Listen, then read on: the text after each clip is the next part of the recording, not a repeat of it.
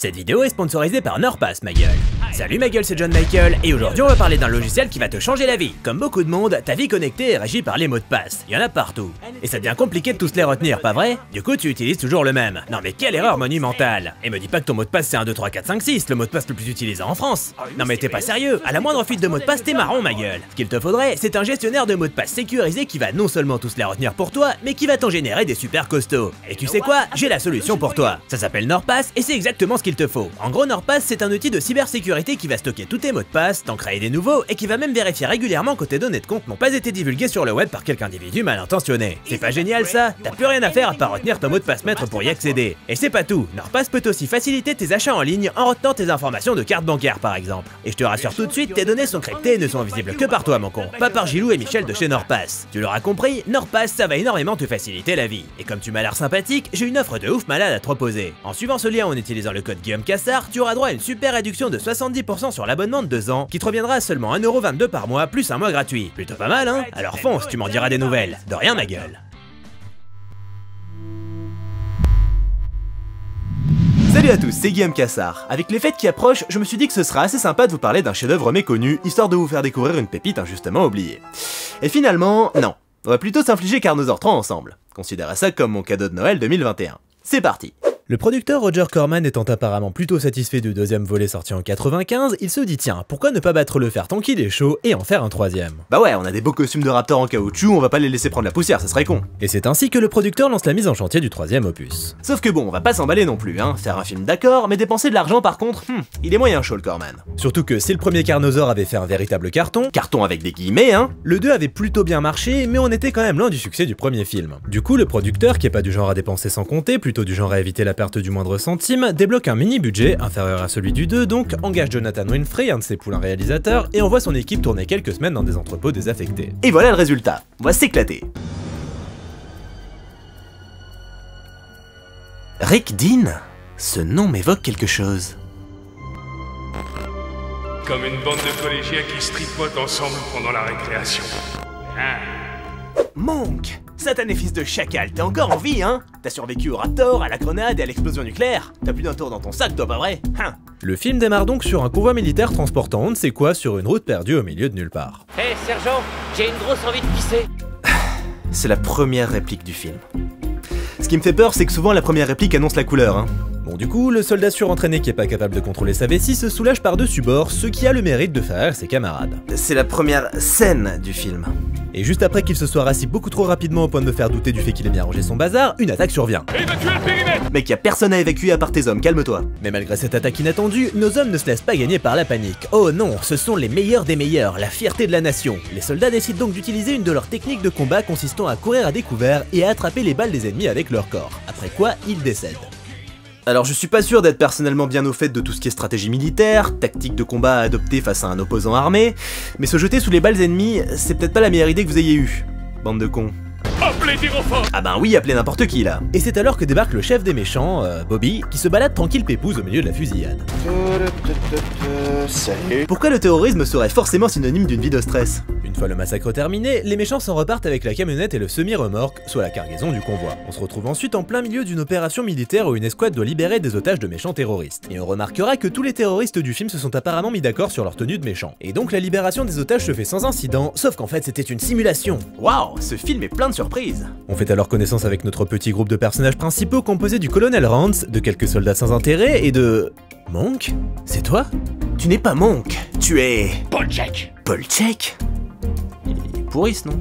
Donc en gros vous avez casté un acteur du 2 dans un rôle différent et vous vous êtes dit fuck it, ils y verront que du feu. Pourquoi pas? Toujours est-il que le bilan de cette petite simulation n'est pas fameux, et le colonel Rance fait donc des remontrances à sa petite équipe qui a effectué l'opération en 15 secondes de plus que la dernière fois. 15 putains de secondes! Mais calme-toi bon dieu! Et puis soudain, ça clash. Polchek! Mais ça clash sévère, attention. Est-ce que tu es un âne ou quoi?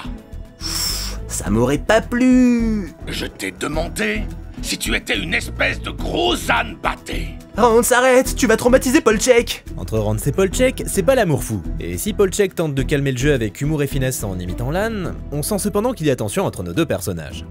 Voilà qui promet de grands moments de drame humain. Je ne suis pas une espèce de gros âne batté. On saluera le niveau de répartie similaire à un même pas vrai d'abord. Mais le clash s'arrête prématurément lorsque Rance est convoqué pour un entretien avec le général. Et comme il est apparemment atteint de cornardrite aiguë, il ne peut s'empêcher de lâcher un petit commentaire désobligeant au passage. Hors de question que tu montes dans ma Jeep avec cette coupe.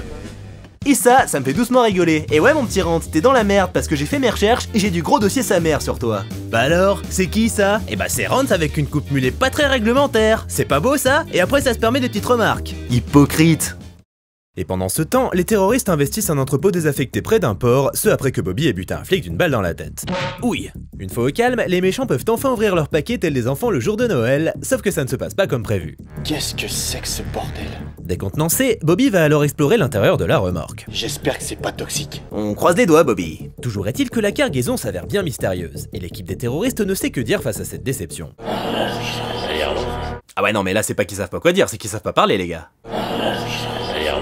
Et là, c'est le drame. Bobby découvre qu'il y a eu erreur sur la marchandise. Il espérait voler de l'uranium, à la place il se retrouve avec des dinosaures. Le genre de choses qui arrivent. Alors là, autant dire que Bobby est légèrement déçu, et comme il est un petit peu soupolé, il décide d'engueuler son informateur, mais comme il est un peu con, il le fait juste à côté des dinos qui dorment. L'instinct de survie est pas au max là, hein. Du coup, ce qui devait arriver arriva, et les dinos se réveillent pour passer à table. Non loin de là, les collègues du flic mort entendent les coups de feu et hurlements des pauvres terroristes sans défense et... Ah, attendez, on va faire une petite pause parce que c'est quand même assez magique. Pour rappel, le flic de tout à l'heure s'est pris une balle dans la tête. Au milieu du front, hein. Et là, son collègue check son pouls. Je trouve ça formidable. Ce film est peuplé de cons. Voilà, c'était une petite digression, on peut reprendre. Du coup, interpellés, Hubert et Dédé, nos deux flics de l'extrême, décident d'aller jeter un œil. Pendant ce temps, Rance arrive auprès du général, qui lui donne son ordre de mission. Lui et son équipe devront donc mettre la main sur la fameuse cargaison secret défense volée par Bobby, dit Bobby Lafouine. Ah, ça lui va pas super bien sans déconner. Quant à Hubert et Dédé, ces deux derniers finissent par tomber sur un terroriste amoché. Une fois le terroriste pris en charge, ils appellent leur chef Jean-Roger, qui débarque d'un pas décidé pour prendre les choses en main. Il est pas venu pour déconner Jean-Roger, à ça non.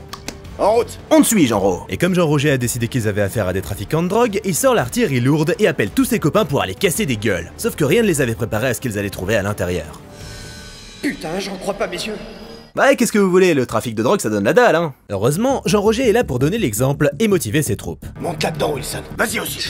Mais il ne trouve rien d'autre que du sang et un léger bordel. Et puis soudain, Marcel entend des bruits en provenance de la camionnette. Jean-Ro, qui est toujours persuadé d'avoir affaire à des dealers de drogue, J'ai vu ça dans un documentaire. décide d'ouvrir la camionnette et ils se font accueillir non pas par des trafiquants, mais par le T-Rex et ses copains Raptor. Rien ne prouve qu'ils ne dealent pas de la coque sur leur temps libre, ceci dit. Fort heureusement, Rance et son équipe de killers arrivent sur place pour remettre un peu d'ordre dans tout ce bordel. Ils investissent donc l'entrepôt avec panache et se rendent vite compte qu'un massacre a eu lieu récemment. Un peu plus loin, ils détectent quelque chose de vivant caché derrière des boîtes en carton. Mais il semblerait qu'ils soient tombés sur un dino du genre blagueur qui décide de leur envoyer ses restes de barbac à la gueule. Ce macabé m'a donné faim. Ça vous dirait des spaghettis?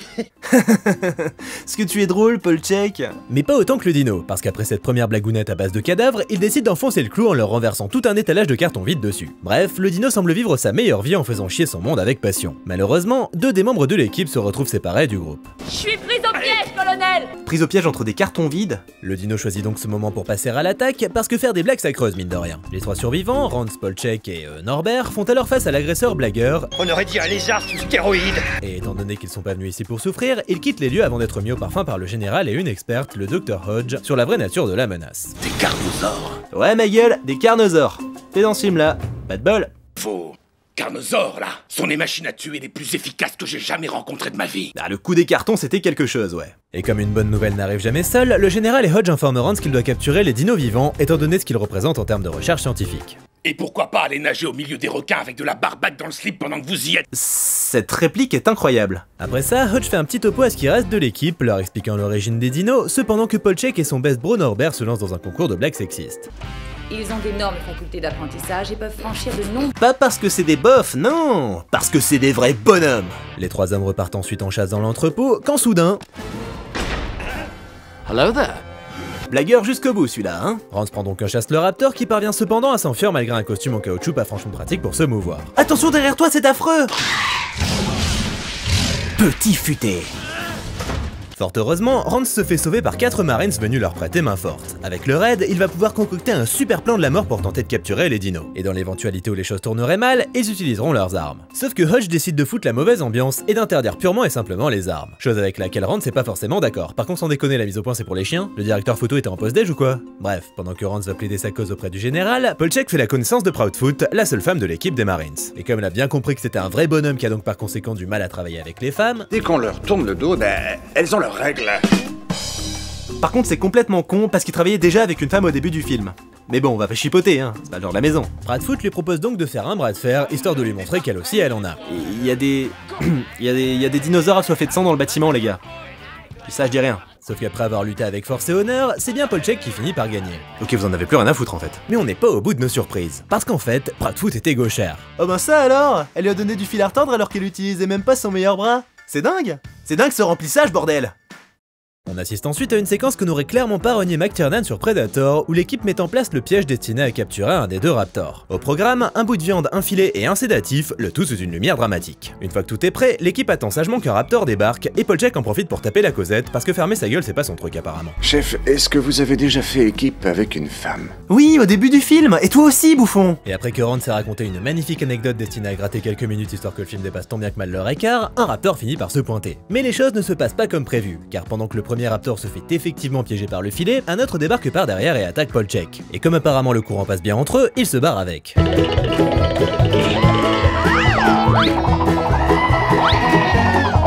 Rance n'a alors d'autre choix que de mitrailler le dino pour sauver son homme, parce que bon, il aime bien son âne batté, ce alors que l'autre raptor parvient à s'enfuir en mordillant de toutes ses forces le filet qui était pourtant En acier tressé.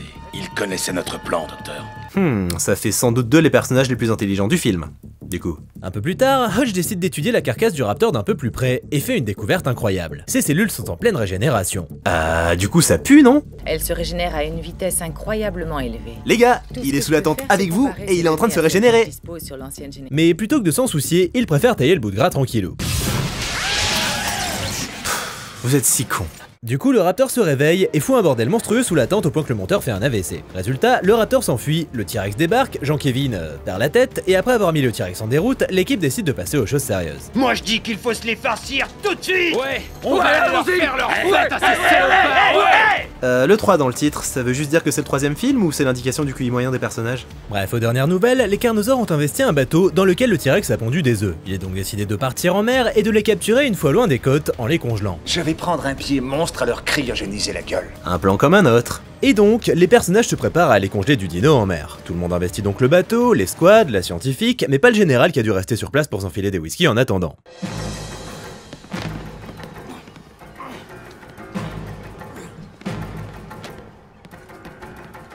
Mais cette musique, c'est Predator? Quelle honte. T'en penses quoi, Orson Welles? C'est du vol et du plagiat. Je suis bien d'accord avec toi. J'aime pas trop les voleurs et les fils de pute. Eh ben moi non plus, j'ai bien l'impression que ce film se fout de notre gueule. Une fois loin des côtes, notre équipe part alors sur les points inférieurs pour récupérer de quoi leur cryogéniser la gueule, comme dirait ce cher Polchek, tout en débattant de problématiques raciales avec finesse et pertinence. Je vais te montrer que les blancs aussi en ont dans le calbar. Frime pas trop. C'est à cause d'une bande de blancs si on se trouve ici. Suite à ce superbe débat qui a clairement fait avancer les choses, les dinos décident de passer à l'attaque. Norbert se fait alors goulûment mâchouiller la gueule, et dans la panique, son pote Johnson finit par se paumer comme un con. Fort heureusement, ce dernier reste assez philosophe quant à sa situation. J'aurais dû lire mon horoscope aujourd'hui. Il devait sûrement y avoir écrit « Évitez les créatures préhistoriques » ou « Ne sortez pas de chez vous ». Ou fermez bien votre gueule peut-être. Rance finit par lui donner l'ordre de courir vers l'escalier, ce qu'il fait et qui l'amène tout droit à son destin funeste. Merci Rance, j'imagine. Les derniers survivants, Rance, Polchek et Proudfoot, quittent donc ce niveau en prenant l'ascenseur, ce qui rappelle sans doute de très mauvais souvenirs à Rick Dean. Et forcément, ça se passe mal. Polchek, pas de bobo? Non, Ah, même pas une petite réplique débile en stock? c'était mieux que Disneyland. Ouais, je me disais aussi. Perdu dans la cale, Rance demande alors à ce qu'on les guide pour qu'ils se sortent de là. Il va falloir faire preuve d'imagination. J'ai compris, faut qu'on se démerde quoi. Cette réplique est étonnamment lucide. En explorant la cale, les 3 survivants finissent par tomber sur le nid du T-Rex. Alors n'importe qui dirait que rester près du nid d'un prédateur c'est pas forcément une bonne idée, mais nos personnages étant ce qu'ils sont, ils décident de vider leur chargeur sur les œufs, faisant un boucan pas possible par-dessus le marché. La maman T-Rex finit donc par arriver, tant bien que mal, hein, on sent que le moindre pas est une épreuve, et s'en prend à ce pauvre Polchek qu'il avait quand même bien cherché. pas de chocolat du coup. Ramsay Proudfoot décide alors de fuir courageusement, laissant Podchek à son triste sort. Merci pour tout, Podchek. Oh bah de rien gros, c'est un plaisir hein. Désespérés, les 4 survivants n'ont alors d'autre choix que de couler le bateau en utilisant des charges explosives, histoire de noyer les dinosaures. Ne reste plus qu'à poser le C4 à des endroits stratégiques. Pour ce faire, ils décident donc de former 2 équipes avec les mecs d'un côté et les femmes de l'autre, parce que bon faut pas déconner et... Rens. Ouais, je sais. Faites attention, vous aussi. Oh, la sous-intrigue romantique qui sort de nulle part. Du côté de Hodge et Proudfoot, la panique les gagne lorsqu'elles subissent l'attaque intempestive d'un rat en peluche. C'était qu'un rat. Il y a ensuite de nouveaux contacts avec le T-Rex qui semble avoir une bonne grosse dalle. Les 3 survivants se retrouvent ensuite cernés par les 2 raptors et c'est alors au tour de Proudfoot de servir de casse-dalle. Mais Rance et Hodge parviennent fort heureusement à tuer les 2 dinos et s'enfuient. Il est ici. Le T-Rex est ici. Qu'est-ce que vous racontez? Il est à 2 niveaux au-dessus. Je ne sais pas. Je le sens. Et après avoir tenté de mettre ce pressentiment sur le compte de l'intuition féminine et l'esprit scientifique, il s'avère finalement que c'était plutôt dû à la présence de l'animal dans leur champ de vision depuis le début. Parce que vous allez pas me faire croire qu'ils viennent juste de se rendre compte qu'un T-Rex de 8 mètres est juste en face d'eux. Du coup forcément c'est la panique générale et les 2 personnages trouvent refuge dans un container. Le T-Rex, prédateur intelligent et plein de ressources, décide donc de se servir de sa tête littéralement pour atteindre ses proies. Oh là là mais quel désastre. Et alors que Hodge est en pleine crise de claustrophobie, Rance décide de balancer du C4 dans la gueule du monstre parce qu'on n'a pas le temps pour la finesse. Sauf qu'en activant l'explosif, il active également toutes les charges qu'ils ont placées au sein du bateau. Oh là là, le suspense est incroyable! Ils ne disposent alors que de 30 secondes pour quitter les lieux et ils y parviennent de justesse. Grâce au pouvoir de l'amour. Et Doc, ça vous dirait de m'avoir comme patient quelque temps? Certes, des gens sont morts, tous ces coéquipiers horriblement dépecés par des carnivores d'un autre temps, mais Rance aura cependant trouvé l'amour, et c'est ça le plus important. Le film est fini donc... Ah bah non du coup... Et l'on retrouve alors le pauvre terroriste traumatisé du début du film. Wow, alors déjà il y a jamais eu de 3ème Raptor, et en plus, pas de Carnosaur 4 hein. Oh là, vous oubliez ça très vite les gars. Carnosaur 3 est une catastrophe. Je veux dire, Carnosaur 2 était un bien meilleur film que Carnosaur 3. On en est là. Au moins le 2 avait un semblant de budget pour mettre en scène des attaques de dinos qui soient à peu près regardables, le tout dans de vrais décors. C'était nul hein, mais c'était pas aussi nul. Ici on sent que le budget a été tellement réduit qu'ils ont dû faire ce qu'ils pouvaient avec des bouts de ficelle. On voit quasi jamais les dinosaures, ils sont toujours filmés de façon saccadée ou montés de manière épileptique, le T-Rex est une marionnette dégueulasse qui nous fait regretter celui en taille réelle créé pour le 2e film, et le film est juste plat. C'est du remplissage à 80%. Bref, il était temps que Corman mette ses dinos au placard pour de bon. Pour de bon hein. Raptor, y survivrez-vous? Merci à tous d'avoir regardé cette vidéo, j'espère qu'elle vous a fait marrer, n'hésitez pas à commenter, liker, vous abonner si c'est pas déjà fait, venir me soutenir sur Tipeee ou Utip si vous vous sentez généreux, et je vous dis à bientôt, salut!